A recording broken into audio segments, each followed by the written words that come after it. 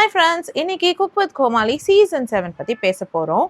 நான் இந்த சீசனை தொடர்ந்து ரிவ்யூ பண்ணாம இருக்கிறதுக்கு ஒரே ஒரு காரணம் இருக்கு. அது என்னன்னு பார்த்தீங்கன்னா, உண்மையாவே சொல்லணும்னா இந்த சீசன் பயங்கரமா போர் அடிக்குது.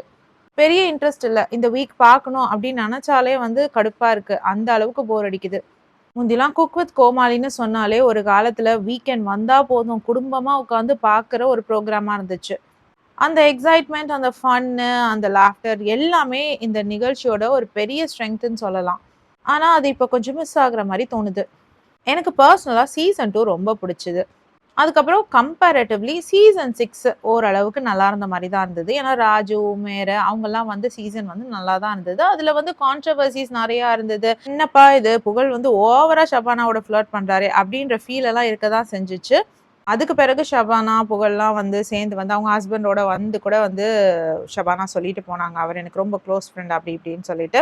இந்த மாதிரி விஷயங்களெல்லாம் தாண்டி பார்த்தாலுமே, ராஜுவோட ஃபன் ரொம்ப நல்லா இருந்தது. ஆனா சீசன் 7 வந்ததுக்கப்புறம் ஏதோ ஒரு மேஜிக் மிஸ்ஸிங் அப்படின்ற மாரி தான் தோணுச்சு. இந்த சீசன்ல வினோத் இருக்கிறாரு. பயங்கரமான ஒரு பெரிய என்டர்டெய்னிங் ஃபேக்டரு. ஸோ செமையா இருக்க போதுன்னு தான் நானுமே நெனச்சேன். ஆனா இந்த கப்பிள் கான்செப்ட் கொஞ்சம் சொதப்பிருச்சு அப்படின்னு தான் எனக்கு ஃபீல் ஆகுது. ஃபன்னா இருக்க வேண்டிய இடத்துல ஓவர் டாமினேஷன், பொசசிவ்னஸ், ஜெலசி இதெல்லாம் இருக்கிற மாரி தோணுச்சு. முன்னாடி கண்டஸ்டன்ட்ஸும், கோமாளிஸும் சேர்ந்து ஸ்பான்டேனியஸ் காமெடி பண்ணுவாங்க. இப்போ அது நேச்சுரலா வர மாதிரி தெரியல. அதனால தான் இந்த சீசன ரிவ்யூ பண்ற மூடு கூட இல்ல. எப்பவுமே ஒரு சீசன் ஸ்டார்ட் ஆகும்பொழுது, அத நம்போ பல சீசன்களோட கம்பேர் பண்ணி பார்த்துட்டு, இது நல்லா இல்ல, அது நொட்டை, இது நொல்லன்னு சொல்ல தான் செய்வோம். ஆனா சில எபிசோட்ஸ் போக போக நம்ம அந்த சீசனோட அப்படியே ஒன்றி போயிடுவோம். கொஞ்சம் கொஞ்சமா அது பார்க்க ஆரம்பிச்சுருவோம். இன்ட்ரஸ்டிங் ஃபேக்டர்ஸ்லாம் வர ஆரம்பிச்சுரும். ஆனா இந்த பர்ட்டிகுலர் சீசன் எங்கேயுமே சூடு பிடிக்கிற மாரியே தெரியல. அடுத்த விஷயம் சொல்லணும்னா குரேஷி. குக் வித் கோமாளின்னு சொன்னாலே குரேஷியோட டைமிங் கவுண்டர், பாடி லாங்குவேஜ் எல்லாமே ஒரு பெரிய ப்ளஸ். இந்த சீசன்ல அவர் எல்லா எபிசோட்லயும் இல்லாதது ஒரு பெரிய மைனஸ்ன்னு தான் நான் சொல்லுவேன். லாஸ்ட் சீசன்ல சௌந்தர்யா கோமாளியா இருந்தாங்க.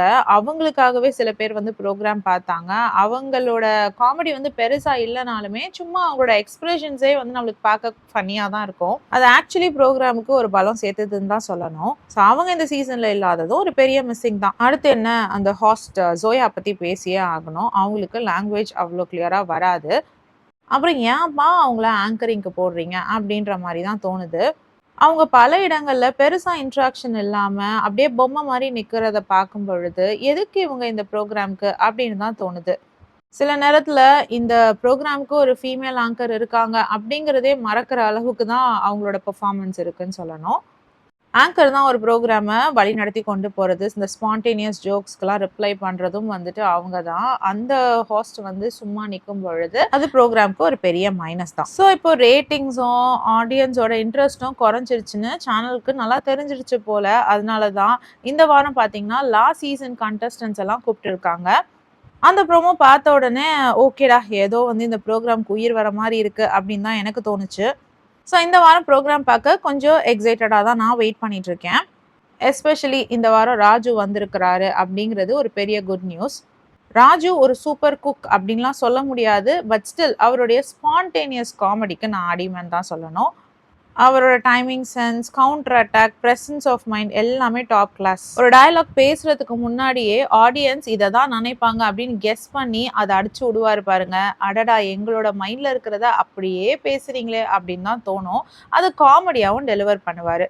அதனால தான் அவர் பேசுற பல விஷயங்கள் பப்ளிக்கோட மைண்ட் வாய்ஸ் மாதிரியே இருக்கும்.